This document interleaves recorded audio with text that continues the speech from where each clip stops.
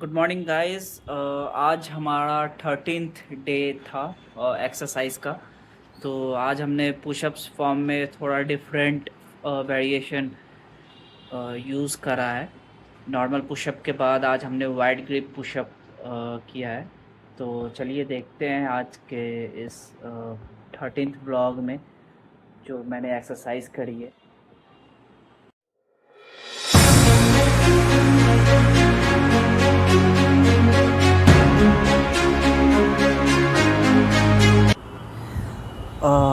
यहाँ पे हमने सबसे पहला एक्सरसाइज जो किया है वो नॉर्मल पुशअप किया है, क्योंकि कोई भी एडवांस पुशअप करने से पहले आप नॉर्मल पुशअप करो। तो और मैं इसके बाद वाइड ग्रिप पुशअप करूँगा, तो उसके लिए पहले ये नॉर्मल पुशअप करना ज़रूरी है। मेरी थोड़ी सी ऑलरेडी ऐसी हैबिट है कि मैं नॉर्मल पुशअप में थोड़ा सा वाइड ग्रिप ले लेता हूँ, और मुझे अल्टीमेटली वाइड ग्रिप ही करनी है, तो नॉर्मल पुशअप में मैंने थोड़ा सा अपना ग्रिप वाइड रखा है।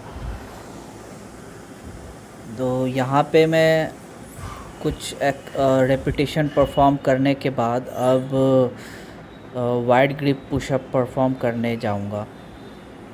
तो थोड़ा सा सांस ले लेते हैं, थोड़ी सी बॉडी को रेस्ट देने के बाद फिर वाइड ग्रिप पुशअप करूँगा।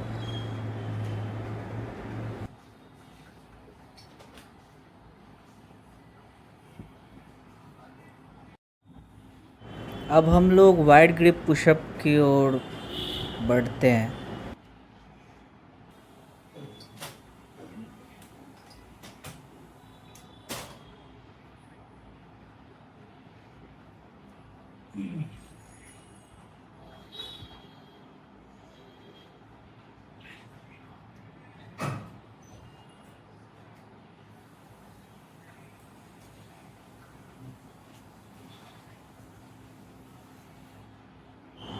इसमें जो हमारी ग्रिप है वो ऑब्वियसली थोड़ी सी वाइड है।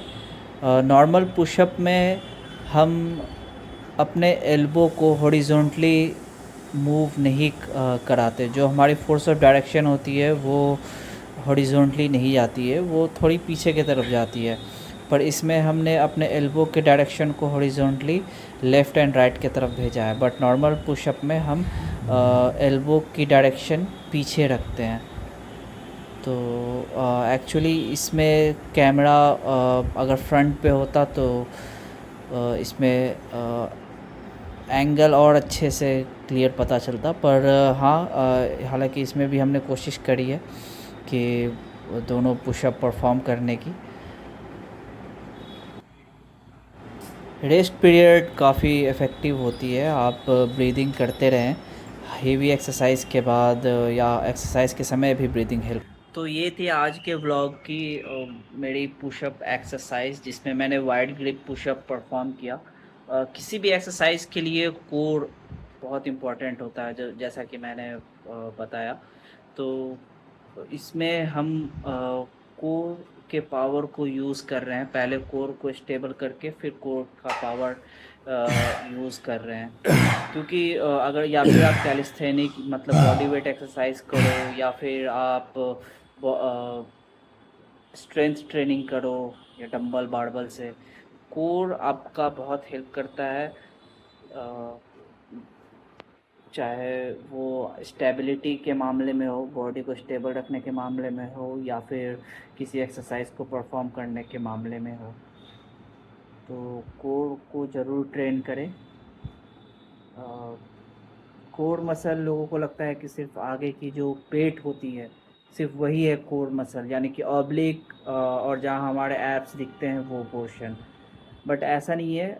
हमारे स्पाइनल कॉर्ड और जो हमारी बैक वाली पोर्शन है, कोर की मसल वहाँ तक जाती है, जिसको हम लोग मल्टीफेडस और एरेक्टर स्पाइने कहते हैं। तो कोर को और उस मसल को ट्रेन करने के लिए हम लोग उसके लिए भी एक्सरसाइज परफॉर्म करते हैं। लंजेस हो गए या फिर रशियन ट्विस्ट हो गए, ये तो ऑब्लिक के लिए है।